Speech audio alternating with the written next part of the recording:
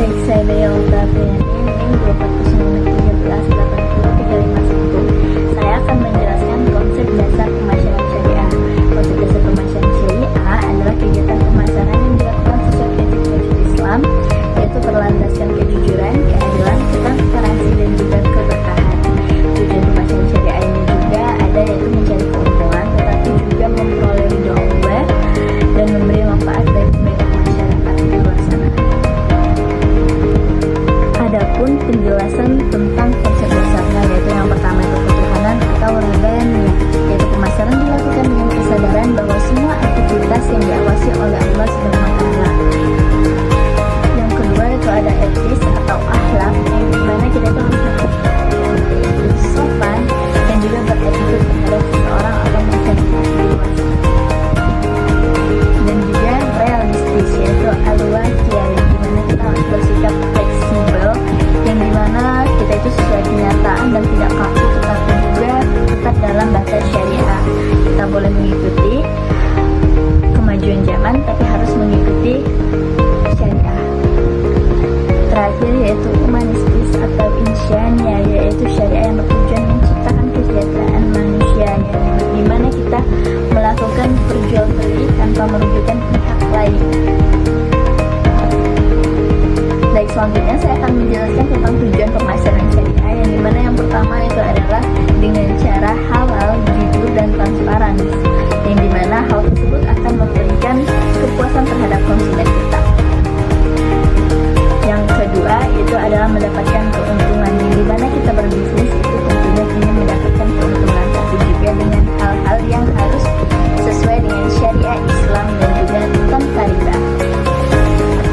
Yang ketiga itu adalah mewujudkan keadilan dalam bertransaksi, yang dimana konsumen dan penjual itu memberikan keseimbangan antara transaksinya tanpa. Dan adapun menjalankan ibadah Allah dan mendapatkan ridho Allah Subhanahu wa Ta'ala, serta menjaga etika dan moral bisnis, yang dimana untuk menciptakan praktik bisnis yang beretika dan menjunjung tinggi nilai kejujuran.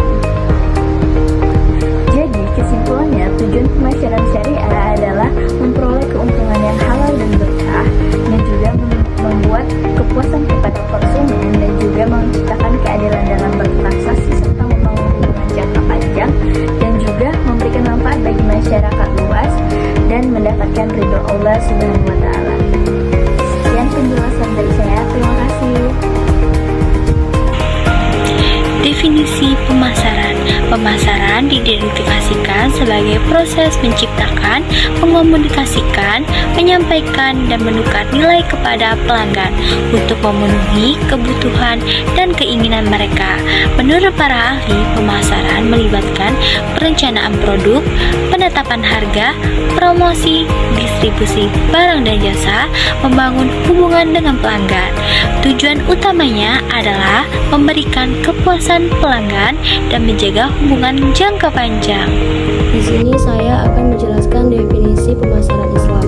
Definisi pemasaran Islam adalah proses perencanaan atau penetapan harga, promosi, dan distribusi barang atau jasa yang dilakukan sesuai dengan prinsip-prinsip syariah Islam untuk memenuhi kebutuhan konsumen serta memperoleh keuntungan yang halal dan diridhoi Allah Subhanahu wa Ta'ala.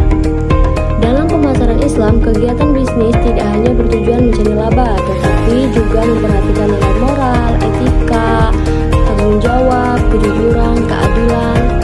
Semua aktivitas pemasaran harus terhindar dari unsur riba, bohong, penipuan, manipulasi, dan praktik yang merugikan pihak lain. Baiklah, selanjutnya saya akan menjelaskan ciri-ciri definisi pemasaran Islam. Yang pertama yaitu rabbaniyah atau ketuhanan, yang disebut seluruh kegiatan berlandaskan nilai agama. Yang kedua, akhlakiyah atau etis, yang menjunjung kejujuran dan sopan santun. Yang ketiga, al-waqiyah, realistis, fleksibel, dan sesuai kebutuhan masyarakat. Dan yang terakhir, yang keempat, insaniyah atau humanistis, menghargai dan mengutamakan kemaslahatan manusia. Contoh penerapan pemasaran Islam: yang pertama, memberikan informasi produk secara jujur, tidak melebih-lebihkan iklan, menjual produk halal, menetapkan harga secara stabil, dan yang terakhir, memberi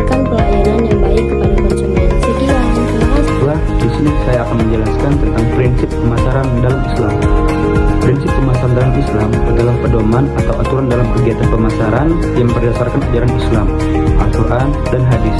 Tujuannya agar kegiatan bisnis tidak hanya mencari keuntungan, tetapi juga mendapatkan keberkahan dan ridho Allah.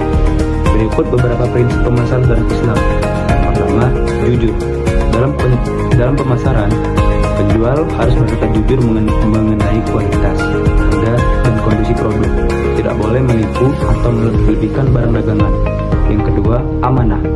Penjual harus menjaga kepercayaan pelanggan seperti memberikan barang sesuai pesanan dan tidak mengurangi timbangan atau kualitas. Yang ketiga, tablik atau menyampaikan dengan benar.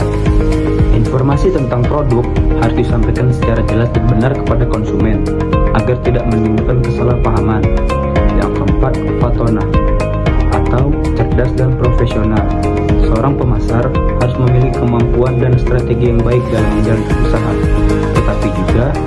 tetapi tetap sesuai syariat Islam. Yang kelima, tidak mengandung riba dan penipuan. Dalam transaksi tidak boleh ada unsur riba, gharar, maupun penipuan yang merugikan salah satu pihak. Yang keenam, mengutamakan keadilan. Penjual dan pembeli harus sama-sama mendapatkan haknya secara adil, tanpa ada pihak yang dirugikan. Yang ketujuh, memberi manfaat. Produk yang dipasarkan harus halal, baik, dan bermanfaat bagi masyarakat. Baiklah, kesimpulannya adalah pemasaran dalam Islam mengajarkan bahwa kegiatan bisnis harus dilakukan secara jujur, adil, amanah, dan sesuai syariat Islam. Dengan menerapkan prinsip-prinsip tersebut, usaha tidak hanya memperoleh keuntungan, tetapi juga keberkahan. Sekian dari saya. Saya Avio. Di sini saya akan menjelaskan konsep pemasaran dalam Islam. Ikhtisar. Ikhtisar adalah gambaran singkat atau ringkasan mengenai suatu hal yang berisi poin-poin penting agar lebih mudah dipahami. Ikhtisar biasanya dibuat untuk memberikan pemahaman secara cepat tanpa harus membaca keseluruhan isi secara detail. Ciri-ciri ikhtisar: singkat dan jelas, memuat inti pembahasan, menggunakan bahasa yang mudah dipahami, tidak terlalu rinci. Contoh sederhananya yaitu ikhtisar penelitian ini membahas pengaruh pertumbuhan ekonomi terhadap tingkat pengangguran di Indonesia tahun 2015 sampai 2025. Terima kasih.